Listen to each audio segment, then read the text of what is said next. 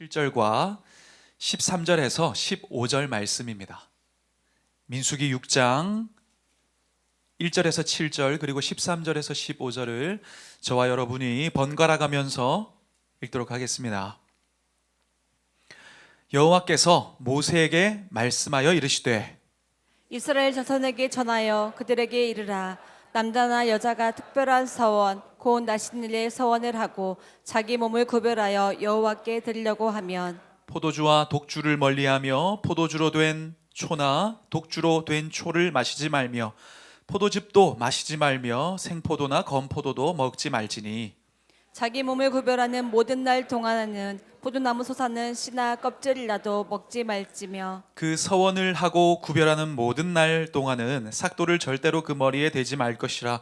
자기 몸을 구별하여 여호와께 드리는 날이 차기까지 그는 거룩한즉 그의 머리털을 길게 자라게 할 것이며 자기의 몸을 구별하여 여호와께 드리는 모든 날 동안은 시체를 가까이 하지 말 것이요 그의 부모 형제 자매가 죽은 때라도 그로 말미암아 몸을 더럽히지 말 것이니 이는 자기의 몸을 구별하여 하나님께 드리는 표가 그의 머리에 있음이라.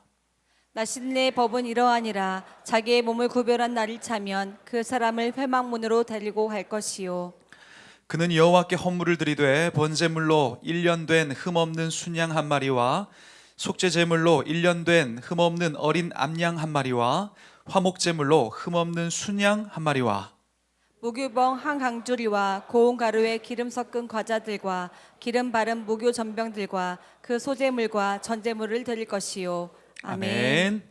우리 앉으시면서 인사하시겠습니다. 은혜 많이 받으세요. 은혜 많이 받으세요.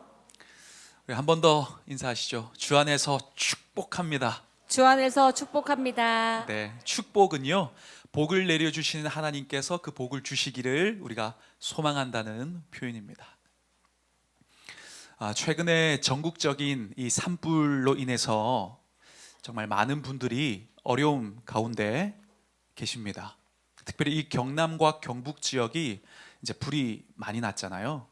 그래서 특별 재난 지역으로 지정을 하고 정말 많은 분들이 최선을 다해서 이 진화 작업을 진행했지만 인근의 산림이 많이 불타게 되었고 또 문화재도 불탔고 정말 안타까운 것은 인명 피해도 있었다는 사실입니다. 아마 여러분도 방금 우리 예배 올라오기 전에도 그 안내 문자가 오더라고요. 이 안전 안내 문자를 받고 계실 겁니다. 우리가 바라기로는 더 이상 피해가 없기를 우리 간절한 마음으로 함께 좀 기도해 주시고, 오늘은 매월의 마지막 주는 착한 헌금 하게 되어지는데 오늘 착한 헌금은 이 산불 피해를 입은 분들을 위해서 사용을 하려고 합니다. 함께 해주셔서 잘 하나님의 위로가 전해주시기를 또 함께 해주시면 좋겠습니다. 근데 우리가 산불이 나게 되어지면 이 산불을 진압하기가 정말 힘든 이유가 있습니다. 바로 바람을 타고 움직이는 그 불씨 때문입니다. 이 바람을 타고 우리가 도깨비 불이라고도 하죠. 불씨가 움직이게 되어지면 길게는 뭐 몇백 미터까지 간다고 하니까 이 불씨가 도대체 어디로 갈지 그 방향을 알 수가 없고 또 경로 예측이 힘들어서 통제가 안 되기 때문에 이런 바람을 타고 움직이는 불씨가 굉장히 위험하고 또 잡기가 어렵습니다. 근데 우리가 신앙생활을 하다 보면 우리의 믿음의 공동체 안에도 이러한 불씨들이 날아올 때가 있습니다. 죄와 불신의 이러한 불들이 믿음의 공동체 안으로 들어올 때가 있다는 거죠. 그리고 이러한 불씨가 착화가 되어지면 우리가 걷잡을 수 없을 속도로 때로는 삽시간에 옮겨부터 사방으로 퍼져 나가기도 합니다. 그래서 하나님께서는 이스라엘이 본격적으로 광야로 진군하기 그 이전에 이러한 영적 재난을 당하지 않도록 사람들을 세워 나가시는 그런 시간들을 가지십니다. 오늘 본문 앞쪽을 보면 그들의 싸움은 본질적으로 영적인 싸움이었기 때문에 예배 가운데 그들이 온전히 설 수 있도록 제사장들과 레위인들을 세우는 작업들을 하시고, 오늘 본문을 보면 이제 나실인들을 세워 가십니다. 광야에서 나의 믿음, 자신의 믿음을, 이 생존의 믿음을 지킬 뿐만 아니라 이 전체 공동체에 선한 영향력을 주어서 그 공동체가 이 영적인 농도를 잘 유지할 수 있도록, 그 수준과 기준을 잘 지켜갈 수 있도록 영향력이 되어지는 사람들을 하나님께서는 세워가기 시작하셨다는 거죠. 그 나실인이 어떠한 기준으로 또 어떻게 해야 되는지 그 서원의 내용에 대해서 오늘 성경은 기록하고 있습니다. 오늘 2절 이하를 보면 이렇게 기록되어 있습니다. 우리 같이 한번 읽겠습니다. 이스라엘 자손에게 전하여 그들에게 이르라. 남자나 여자가 특별한 서원 곧 나실인의 서원을 하고 자기 몸을 구별하여 여호와께 드리려고 하면. 아멘. 이 말씀처럼 이제 나실인 서원에 대해서 하나님께서 말씀을 쭉 이제는 하십니다. 우리 지난주의 내용을 잠깐 생각해 보면 하나님께서는 출애굽한 이스라엘 백성들을 이제는 군대 조직으로, 광야를 지나 약속의 땅으로 나아가는 군사 조직으로 편성하셨습니다. 그래서 싸울 수 있는 20세 이상의 남자의 수를 계수하셨고, 그들의 이 진영도 군사 이 조직인 진으로, 동서남북으로 세 지파씩 진이라는 이 형태로 배치하셨습니다. 그리고 이제 본문에서는 일반 백성들도 하나님께 헌신되어질 수 있는, 하나님을 위해 자신을 드릴 수 있는 이 길을 열어주신 거예요. 제사장, 레위인 이들은 하나님께서 처음부터 지정하셔서 하나님께 부름받은 헌신된 자들이었습니다. 근데 제사장이나 레위인들이 아니어도 누구나 원하는 사람이라면 일정 기간 동안 서원을 하여서 자신을 구별하여 드리는 이 나실인 제도를 마련을 하신 겁니다. 이 나실인, 나자르라는 단어는 이런 뜻입니다. 구별하다, 봉헌하다, 성별하다. 바로 이 뜻처럼 자기 자신을 하나님께 드리기를 원했던 자들은 일정 기간 동안 구별되어서 엄격한 삶을 살아가야 했습니다. 근데 이 엄격한 하나님의 기준을 지키며 살아가는 이 삶이 바로 자신의 영적 생존을 지킬 뿐만 아니라 이스라엘 전체 공동체에 모범이 되어 이 영적인 영향력, 그 거룩의 기준을 지켜가는 영향력이 되었다는 것입니다. 여러분, 이 나실인은 자원하고 서원하게 되어지는데 자격 조건이 없었습니다. 당시의 지파, 어떤 혈통인지 그런 혈통과 자신의 이 소속을 따지지 않았습니다. 그리고 당시에 군사들은 남자들만 계수하였지만 남자든 여자든 상관하지 않고 하나님을 향한 갈망이 있다면, 자신을 구별하여 드릴 이 마음의 중심만, 하나님을 향한 이 뜨거움만 있다면 누구든지 서원할 수 있었고, 정한 기간 동안 그 나실인으로 하나님께 구별되어 드려질 수 있었습니다. 근데 중요한 것은 바로 하나님께서 지금 우리를, 바로 지금 이 시대 우리가 살아가는 이 땅 가운데에서의 나실인의 역할을 하는 이 시대의 나실인으로 우리를 부르고 계시다는 거예요.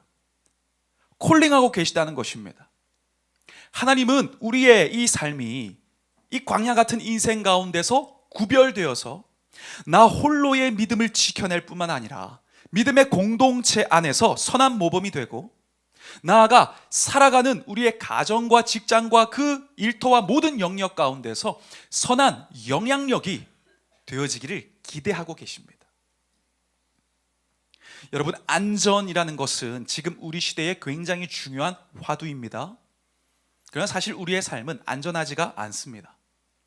광야처럼 수많은 위기와 시험과 유혹거리들이 잠재되어 있고, 어느 순간 이것이 불씨처럼 날아들어와 나의 개인의 삶과 우리 공동체에 착화되어지는 이러한 긴장을 늦출 수 없는 것이 우리의 삶이고 우리가 살아가는 세상의 단면입니다. 바로 그러한 우리의 인생과 이 인생 세상 속에서 우리가 구별되어진 이 시대에 하나님께서 찾으시는 그런 나실인으로 살아갈 수 있기를 주님의 이름으로 축원합니다. 홀로 살아가는 나의 생존을 넘어서서 사람들이 나를 통하여 하나님을 향하게 하는 거룩한 표지판 인생, 저와 여러분이 되었으면 좋겠습니다. 여러분 아시겠지만 3.5%의 소금이 바다의 부패를 막는 것입니다. 이처럼 우리는 세상 속에서 살아가지만 세상에 물들지 않고 오히려 진리의 말씀과 구별된 성결된 하나님 기대하시는 삶을 통하여 그리스도인의 영향력과 무엇이 진리인지, 어떤 것이 가치 있는 것인지 물들이고 영향력을 주어 변화시키는 그런 하나님의 백성이 우리가 되어야 되지 않겠습니까? 우리가 오늘 말씀을 통하여 그렇게 구별된 하나님의 백성으로 살아가기를 결단하는 역사와 그런 선한 결단 가운데 살아낼 수 있는 힘을 주시는 성령님의 은혜가 있으시기를 축복합니다. 그렇다면 우리가 구별된 삶을 살아가려면 무엇을 기억해야 될까? 첫 번째는 보이는 문제를 문제 삼지 말아야 된다는 것입니다. 보이는 문제를 문제 삼지 말라. 우리 3절 말씀을 우리 같이 한번 읽어보겠습니다. 시작. 포도주와 독주를 멀리하며 포도주로 된 초나 독초로 된 초를 마시지 말며 포도즙도 마시지 말며 생포도나 건포도도 먹지 말지니. 아멘. 이 나실린으로 서원을 한 사람은 하나님께서 명하신 이 높은 수준의 말씀을 잘 지키면서 살아가야 했습니다. 자신이 살아가는 그 서원한 기간 동안은 포도주나 독주를 마시지 않고 또한 삭도를 머리에 대지 않아야 했었고 또 시체를 가까이 접하지 말아야 했습니다. 여기서 이 금주의 경우에는 포도주와 독주를 마시지 않을 뿐만 아니라 포도즙도 마시지 못했고 또한 생포도나 건포도까지 금지가 되었습니다. 지금 이 말씀을 과일가게 사장님은 좋아하지 않을 수도 있겠습니다. 건포도까지 먹지 못하게 하셨다는 거예요. 왜 그렇게 하셨냐면 하나님은 아예 이 술에 관련하여 접근될 수 있는 그 모든 통로를 원천 차단하신 거예요.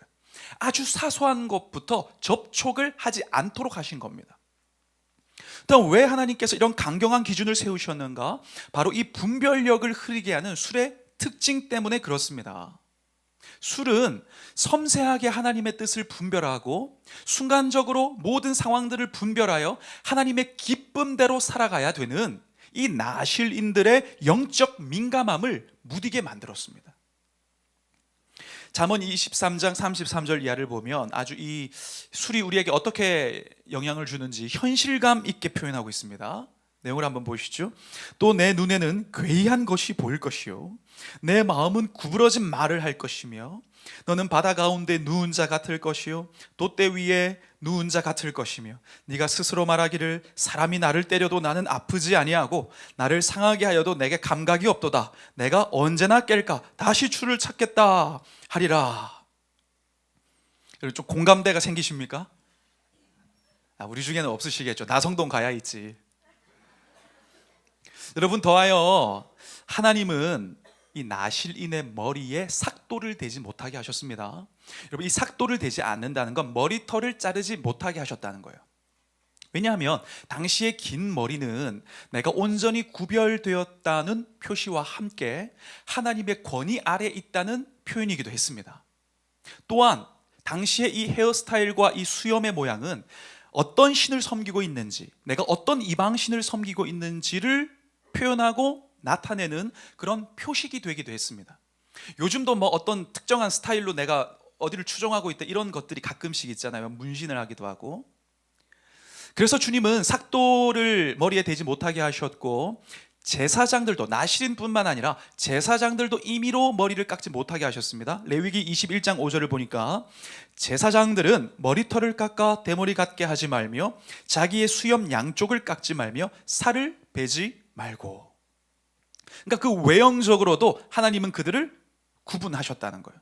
마지막으로 나실인은 시체를 가까이 할 수가 없었습니다. 율법에 의하면 시체를 만지게 되면 일주일 동안 부정하게 되어지기 때문에 나실인의 이 직책을 온전히 행할 수 없기 때문에 부모님이나 가족의 장례에도 참여할 수가 그들은 없었습니다. 근데 사실 이러한 기준들을 지켜내려면 여러 가지 문제를 감수해야 했습니다. 평범하게 먹고 자유롭게 마시고 선택하면서 내 의지대로 살아가는 개인의 삶을 포기하거나 내려놓아야 했습니다. 그러니까 인간적으로 보면 굉장히 어려운 선택이었다는 거죠. 하지만 나시린들은 눈에 보이는 문제를 문제 삼지 않았다는 거예요. 그들에게는 자유롭게 살고 나의 마음대로 나의 삶을 경영해 나가는 그러한 육적인 소망보다 하나님 앞에서 구별된 존재로 살아가기를 원하는 거룩한 영적 열망이 훨씬 더 컸습니다. 그러니 눈에 보이고 당장 접해야 되는 문제가 문제되지 않은 거예요. 세상의 사람들은 그들을 보며 포기하고 잃는 것을 보았습니다. 그러나 나시린들은 하나님 안에서 반대로 얻는 것을 보았어요. 일상의 편안보다 드려진 삶 가운데서 누리는 이 하나님의 충만한 임재하심과 구별되어 주님께 나아가 친밀하게 살아가면서 주님께 쓰임받는 그 쓰임받는 기쁨을 바라보았다는 거예요. 그러니까 완전히 이 시선이 하나님께 고정이 되어 있었습니다. 그들의 이러한 결단은 단지 율법에 의해서 얽매인 삶이 아니라 금욕주의가 아니라 하나님을 향한 온전한 사랑의 표현이었기 때문에 그들은 손해를 계산하지 않았습니다. 절제와 그들의 인간적인 불편함은 더 깊은 하나님과의 교제를 위한 값진 대가였다는 거예요. 그런데 중요한 것은 이러한 삶이 물론 우리가 그들이 지켰던 대로 그대로 지금도 해야 된다는 것이 아니라 이 원리가 지금 이 시대를 살아가는 그리스도인인 우리에게도 요청되고 있다는 것입니다. 여러분, 구별된 삶은 이 땅을 살아가는 하나님의 백성으로 살아가는 우리 모두를 향한 거룩한 도전이자 부르심입니다. 여러분, 디도서 2장 14절을 보니까 이렇게 기록합니다. 그가 우리를 대신하여 자신을 주심은 예수님께서 십자가에 못 박히시고 피 흘리셔서 우리를 새로운 존재가 되게 하신 것은 모든 불법에서 우리를 속량하시고 우리를 깨끗하게 하사 선한 일을 열심히 하는 자기 백성이 되게 하려 하심이라. 이 선한 일이라는 것은 그냥 막 좋은 일을 열심히 하는 것이 아니라 선한 일, 하나님이 계획하시고 하나님이 기대하시고 하나님께서 칭찬하시는 하나님 기준에서의 부르심에 합당한 삶을 열심히 살아가도록 우리를 콜링하셨다는 거예요. 여러분, 하나님께서는 지금도 자원하여 억지가 아니라 자원하여 자신을 하나님께 드리는 그 사람 찾고 계십니다. 편한 삶보다 거룩함을 선택하는 사람, 세상의 기준에 맞추기보다 하나님의 기쁨이 되기를 구하는 사람, 그 사람 하나님이 찾고 계시다는 거예요. 여러분, 일의 감각이라는 얼마 전에 책을 보니까 그 책에서 이런 글귀가 있더라고요. 맞는 디자인. 맞는 디자인이란 누구에게나 보기 좋은 디자인이 아니라 우리 브랜드의 지향점과 일치하는 디자인이다. 이런 글귀가 있었습니다. 이게 어떤 이야기냐면 아무리 이게 디자인이 좋아도 이 제품의 의도와 본질을 잘 전달하지 못했다면 이건 맞지 않는 디자인이라는 거예요. 근데 반대로 굉장히 촌스러워 보이고 좀 투박해 보여도 이 제품의 의미와 본질을 잘 표현할 수 있다면 그게 맞는 디자인이라고 하더라고요. 그래서 일부러 쿠팡이나 뭐 이런 거 보면 막 세련되게 다 제거하고 깔끔하게 이렇게 안 하고 막 이렇게 약간 촌스럽게 일부러 그렇게 한다는, 맞는 디자인이니까 그게. 여러분, 저는 우리의 신앙도 마찬가지라고 생각합니다.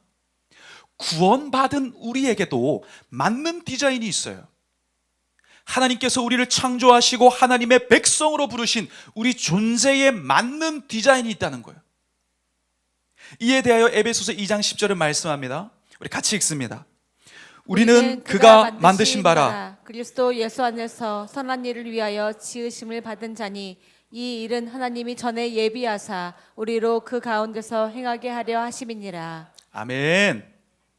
여러분, 이 삶이 우리에게 맞는 디자인임을 꼭 기억하시길 바랍니다. 이 우리 하나님의 디자인, 나에게 주신 우리 그리스도인의 삶에 주신 이 디자인 따라 살아가는 삶이 그게 잘 사는 삶입니다.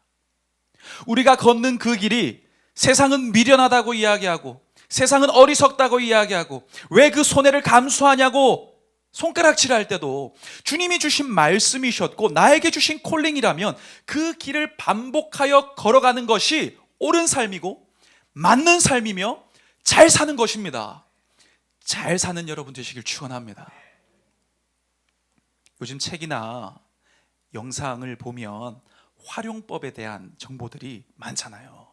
예를 들어서 어떤 물건을 잘 200% 활용하기, 혹은 어떤 사이트, 챗 GPT 활용하기, 이런 활용법에 대한 우리가 무수한 정보들을 날마다 받아들이고 있는데, 우리가 가끔은 정작 나의 존재 활용법을 모를 때가 많은 것 같아요. 어떻게 써야 되는지, 무엇을 위해 잘 사용될 수 있는지, 어떻게 할 때 정말 내 가능성 그 이상으로 쓰임 받을 수 있는지, 이걸 잘 모른다는 거예요. 여러분 기억하면 좋겠습니다. 우리는 이 땅에서 다르게 살기 위하여 존재합니다. 더 먹고 잘 마시기 위하여 존재하는 것이 아니라 세상과 구별되어 하나님과 더 깊게 교제하고 그 하나님의 이름을 우리가 높이면서 하나님의 역사에 동참하여 주님의 그 구속사 창세기로부터 이제는 말세까지 이루어 가시는 그 하나님의 역사에 동참하여 나의 이 인생의 시즌에 쓰임받기 위해, 이용당하는 것이 아니라 쓰임받기 위해 우리는 지금 이 땅에 존재하고 있다는 것입니다. 이것이 성경적 관점에서 나 자신을 바라본 나의 존재 활용법이어야 되는 거예요. 여러분의 그 하나님의 정하신 목적대로 잘 활용되시길 바랍니다.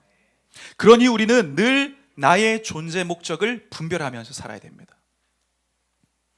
성경은 우리에게 이렇게 말씀합니다. 로마서 12장 2절 보니까 너희는 이 세대를 본받지 말고 오직 마음을 새롭게 함으로 변화를 받아 하나님의 선하시고 기뻐하시고 온전하신 뜻이 무엇인지 분별하도록 하라.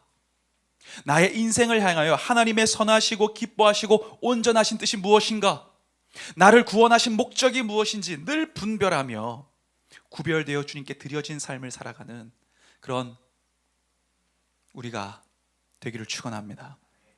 여러분 살아가는 삶의 그 공간 속에서 구별되어진 삶이 이제는 시작되었으면 좋겠습니다.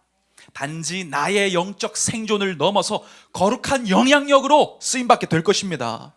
주님이 우리를 십자가에서 피 흘려 구원하셨고 영원히 사는 영생을 가진 위대한 상속자가 되게 하셨으니 이제는 우리도 온전히 주님께 속한 자로 세상 속에서 살아가지만, 아니 우리가 세상을 떠나 산으로 들어가야 된다는 것이 아니라 더 깊게 그 세상 속에 들어가서 구별되어진 선한 영향력으로 정말 세상의 부패를 막아내는 3.5%의 소금같이 우리가 쓰임받고 살아야 하지 않겠습니까? 여러분 디모데후서 2장 4절은 우리에게 강력하게 도전합니다.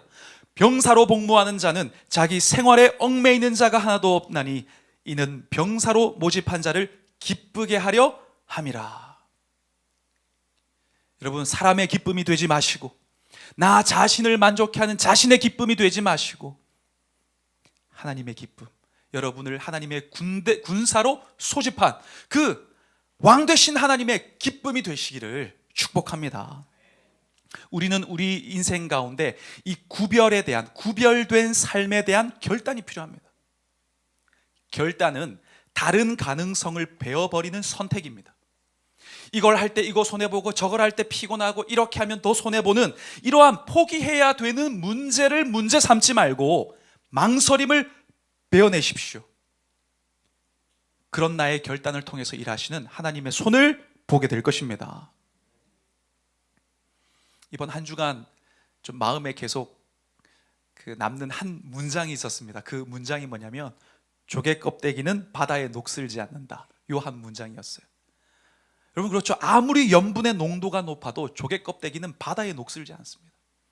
우리가 살아가는 세상이 수많은 유혹과 시험과 나를 넘어뜨리려고 하는 수많은 요소들이 차고 넘쳐도 우리는 그 속에서 녹슬지 않는 하나님의 백성으로 살아가야 할 줄 믿습니다.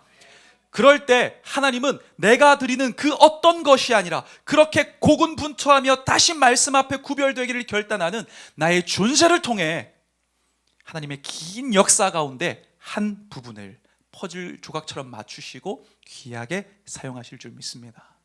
그러한 구별된 하나님의 백성 되시기를 축복합니다.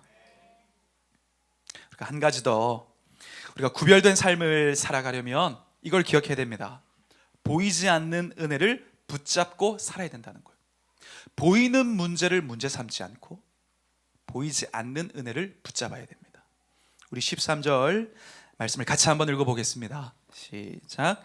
나시린의 법은 이러하니라. 자기의 몸을 구별한 날을 차면 그 사람을 회막문으로 데리고 갈 것이요. 아멘. 이 나시린으로 자기가 이 일정 기간, 서원한 기간을 드리기로 결단한 이 사람들은 이제 이 나시린의 서원한 기간이 끝이 나면 회막, 즉 성막으로 나아가서 예물을 드리면서 번제와 화목제와 속죄제의 제사를 드려야 했습니다. 꽤 규모가 있는 제사를 드렸어야 되는 거죠. 그리고 자기가 길렀던 머리도 다 잘라서 이제는 불에 태워서 드려야 됐습니다.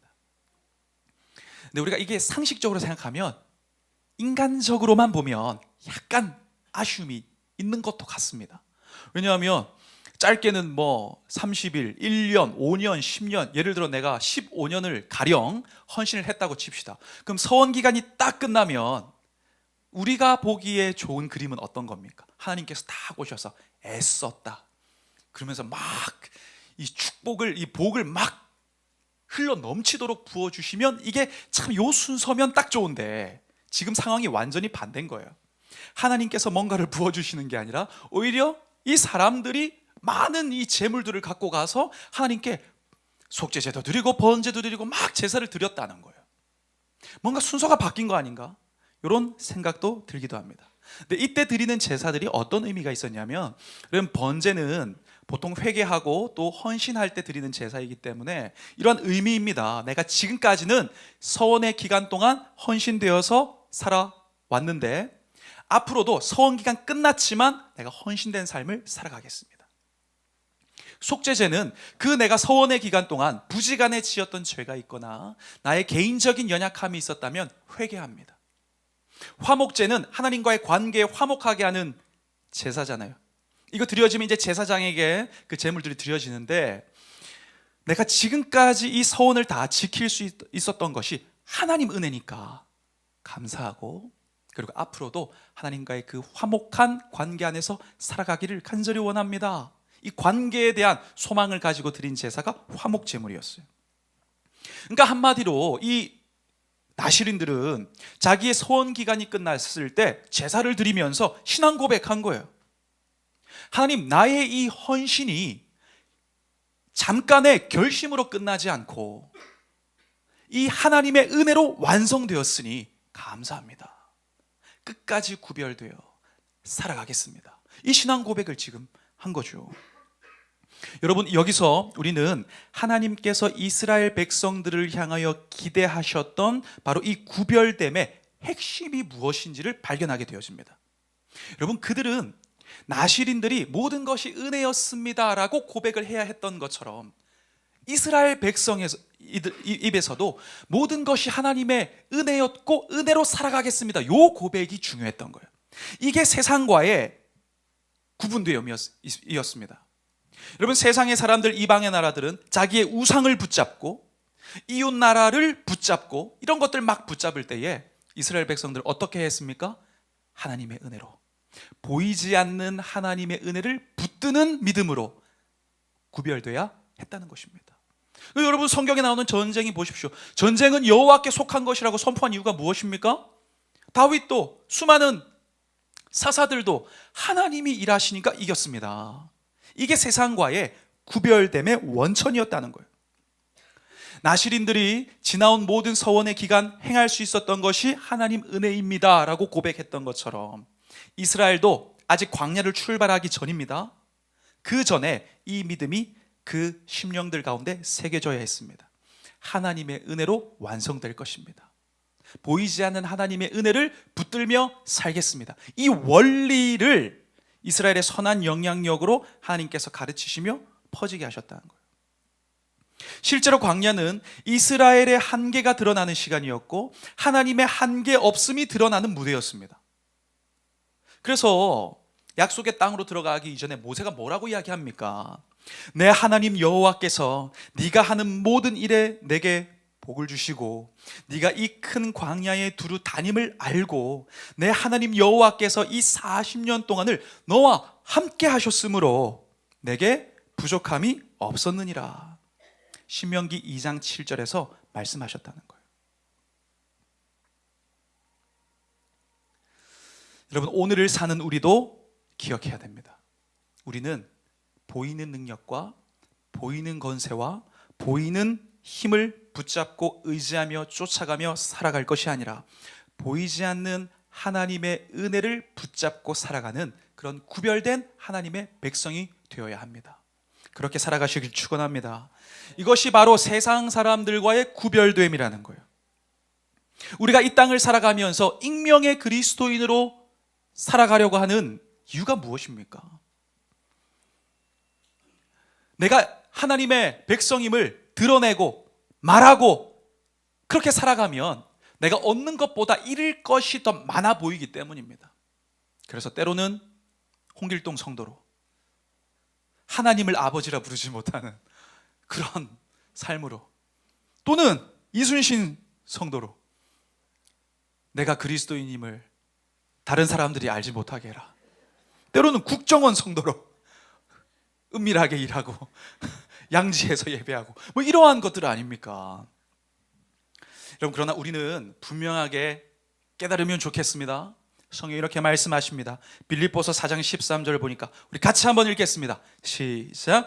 내게 능력 주시는 자 안에서 내가 모든 것을 할 수 있느니라. 아멘. 믿으십니까? 내게 능력 주시는 자가 누구인지를 분별하십시오. 내게 능력 주시는 자 안에서 우리는 모든 것을 할 수 있습니다. 그러니 우리는 세상의 성공학 개론을 따라갈 것이 아니라 약속을 지키시는 은혜의 하나님을 따라가야 되는 거죠. 이것이 지혜입니다. 인생의 승리를 위해서 필요한 것은 세상이 제안하는 정답이 아니라 변하지 않으시고 반드시 약속을 성취하시는 하나님의 은혜임을 우리가 기억하며 다시 나에게 중요한 것, 나를 책임져 줄 수 있었던 것, 따르던 모든 것들, 내 속에서 내가 만들었던 나의 마음의 공장에서 생산해낸 우상들을 내려놓고 하나님만 왕으로, 하나님을 주인으로, 그 보이지 않는 은혜를 붙드는 자로, 그 믿음으로 구별되는 여러분 되시길 축원합니다. 스탠리 하우어 워스라는 분이 한나의 아이라는 책에서 이런 이야기를 했습니다. 그리스도인으로 사는 것은 답 없이 사는 법을 배우는 과정이다. 여러분, 광야를 지나는 이 시간은 답 없이 사는 법을 배우는 과정입니다. 하나님이 우리의 방향이 되시고 그분의 말씀이 우리의 방법이 되는 하나님의 은혜로 충분한 인생 살기를 배워가는 곳이 광야입니다. 여러분, 이 훈련이 우리에게 잘 되었으면 좋겠습니다. 그러니 광야의 때에 타협 없는 믿음으로 하나님 보시기에 남다른 인생을 살아가시면 좋겠습니다.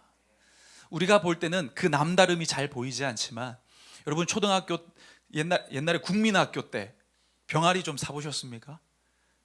병아리.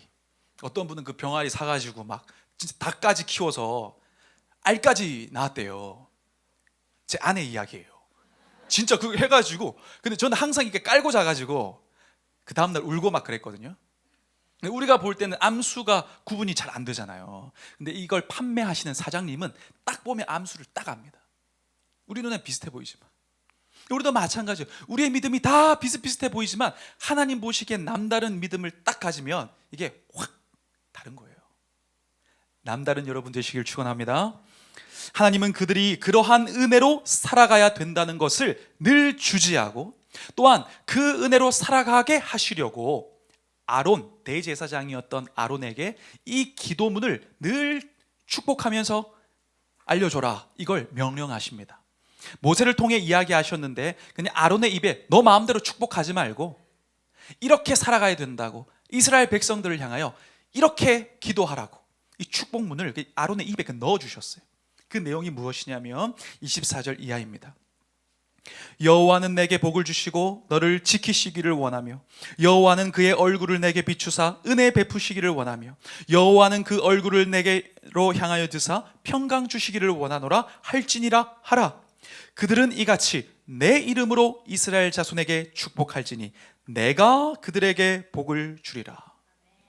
여러분, 한마디로 무슨 이야기입니까? 너희들은 지금 나의 은혜로 사는 거야. 이 기억하라는 거예요. 계속해서 반복하십니다. 여호와는 원하며. 여호와는 세 구절인데 세 구절에 계속 반복돼요. 여호와는 원하며, 여호와는 원하며, 여호와는 원하노라. 지키시고 복 주시고 은혜 주시고 평강을 주시는 분의 주체가 누구이신지를 분명하게 하시는 거예요. 그리고 그분께서 이 모든 일을 행하시는 이 일에 대한 동사가 다 미완료로 쓰여져 있어요. 그러니까 한번 내 마음에 들면, 한번 너네 잘하면 복 주시고 그치시는 게 아니라 어떤 낮의 위험과 밤의 위험 가운데 있든지, 어떤 길을 잃어서 방황하고 있든지, 어떤 상황 속에서 헤매고 있든지 내가 늘 그 자리에 함께하며 너희를 지키고 평강하게 하고 함께하는 이 은혜를 내가 놓치지 않겠다는 거예요. 우리를 사랑하시고 책임지시고자 하는 이 의지를 꺾을 사람은 아무도 없습니다. 이 의지를 꺾을 수 있는 문제도 아무것도 없습니다. 이 하나님의 보이지 않지만 확실한 은혜를 끝까지 붙드시는 여러분 되기를 축원합니다. 우리를 향한 주님의 돌보심과 일하심은 여전히 미완료 상태입니다. 여전히 진행 중입니다. 그러니 여러분, 다른 길을 찾지 마십시오. 하나님이 우리의 복이십니다. 믿으십니까? 세상의 유익과 말씀의 요구 앞에서 망설이지 말고 결단하시길 바랍니다. 하나님이 우리의 복이십니다. 믿으십니까? 타협 없는 충성과 온전한 순종으로 하나님께 마음을 고정하십시오. 은혜가 아니면 설명이 안 되는 인생을 살아가게 하실 줄 믿습니다. 하나님의 은혜는 보이지 않아도 우리의 삶을 끝까지 지탱하고 우리의 삶을 세우는 가장 강력한 힘입니다. 그러니 주도적으로 하나님께 나아가 때를 따라 돕는 은혜를 갈망하며 구하게 되어질 때 주님은 그런 우리의 마음을 은혜로 채우시고 충만하게 하실 줄 믿습니다. 히브리서 4장 16절은 이렇게 말씀합니다. 우리 같이 한번 읽겠습니다. 그러므로 우리는 긍휼하심을 받고 때를 따라 돕는 은혜를 얻기 위하여 은혜의 보좌 앞에 담대히 나아갈 것이라. 아멘. 사람들이 그 사람 찾아갈 때, 사람들이 그런 방법을 의지하며 찾아갈 때 하나님의 보좌 앞을 찾아가는 자가 구별된 자요 하나님 나라 백성의 경쟁력입니다. 여러분, 이제 복음행전이 시작되는데 이 21일의 기간이 그 은혜의 기회를 붙잡는, 담대하게 나아가 때를 따라 돕는 은혜를 구하는 그런 기회가 될 수 있기를 축원합니다. 말씀을 맺으려고 합니다. 여러분, 광야로 나아가는 이스라엘은 안전하지 않았습니다. 그래서 하나님은 실력이 아니라 은혜로 사는 곳이 광야라는 것을 알려주셨습니다. 오늘날 살아가는 우리도 안전하지 않습니다. 어제는 이런 말 했는데 오늘은 이런 말 하고, 어제는 상황이 이랬는데 내일은 상황이 이렇게 되어지고, 막 주식이 올라갔다 내려갔다 하는 것처럼 우리의 삶이 막 롤러코스터를 탑니다. 하나님은 그럴수록 오늘 뭐라고 말씀하십니까? 구별되라고 말씀하십니다. 구별되라.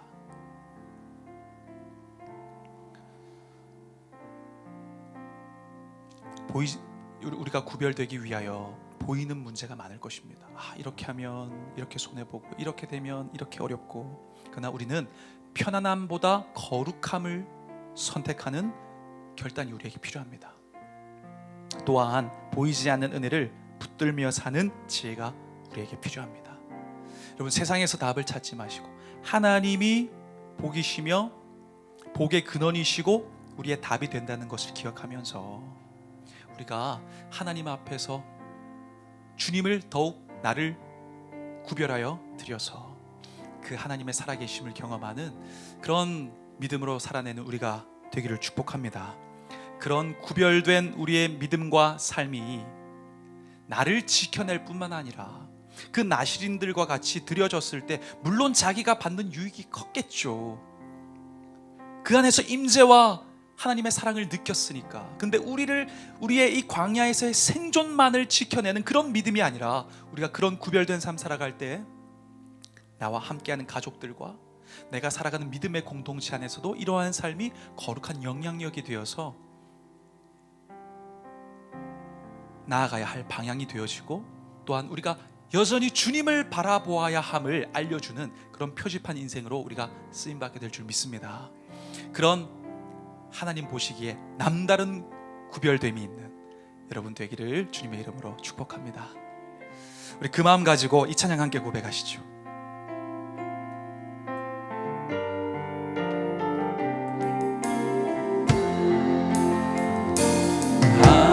하나님은 너를 지키시는 자, 너의 우편에 그늘 되시니 낮의 해와 밤의 달도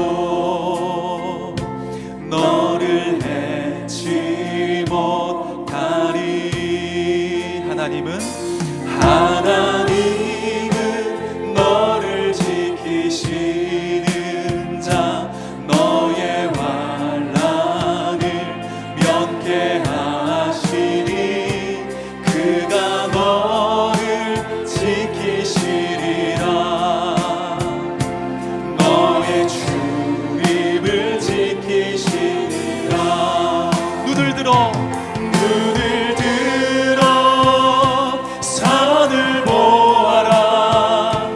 너의 도움 어디서 오나.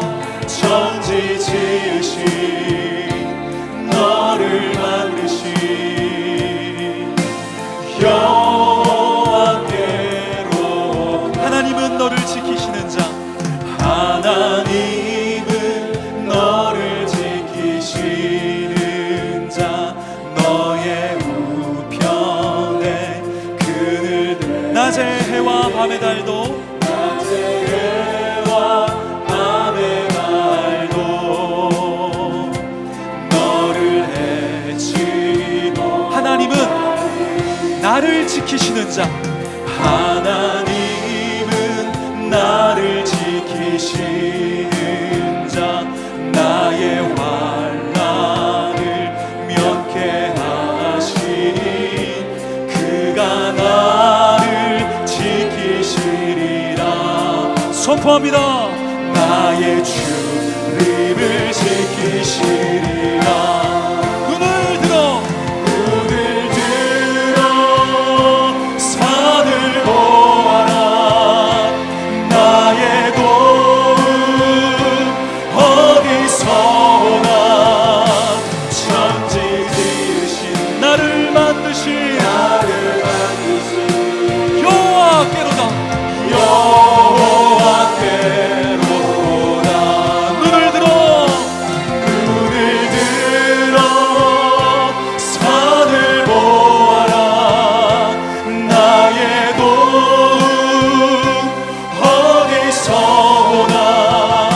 천지 지으신 나를 만드신 나의 하나님, 그분을 주목하며 고백합시다.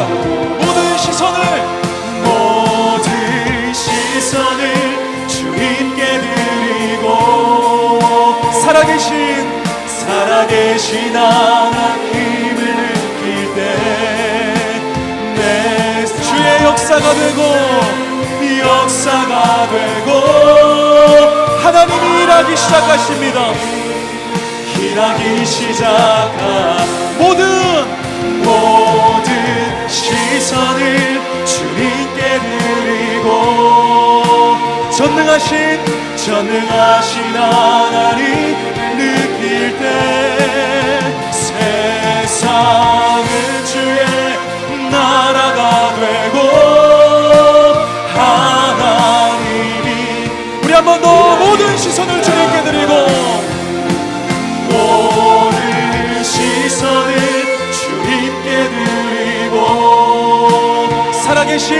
살아계신 하나님을 느낄 때 내 삶은 주의 역사가 되고 하나님이 일하기 시작하네. 사랑의 아버지 하나님, 우리가 안전하지 않은 광야 한가운데 있더라도 우리는 세상의 능력과 사람의 도움으로 사는 것이 아니라 천지 지으신 하나님의 은혜로 살아가는 존재임을 고백합니다. 보이지 않는 하나님의 은혜를 붙드는 믿음을 통하여 세상의 방법과 구별되게 하시고 세상의 상식과 구별되게 하시고 세상의 가치와 구별되게 하셔서 하나님 도우시는 도움으로 끝까지 살아내는 은혜가 있게 하여 주시고 은혜 밖으로는, 은혜 외에는 설명이 안 되는 우리의 인생이 되어지도록 우리를 이끄시는 주님을 끝까지 주목하게 하여 주시옵소서. 주님을 따르기에 이것도 문제고 저것도 힘들고 이것도 손해보고 여러 가지 보이는 문제가 있더라도 문제를 문제 삼지 않고 나의 모든 망설임을 베어내는 결단을 통하여 주의 일하심이 내 인생 가운데 충만하게 경험되는 그런 구별되어진 하나님 보시기에 남다른 인생의 주인공이 되게 하여 주옵소서. 우리를 그렇게 살아가도록 오늘도 도우시는 주님께 감사드리며 예수님의 이름으로 기도합니다. 아멘.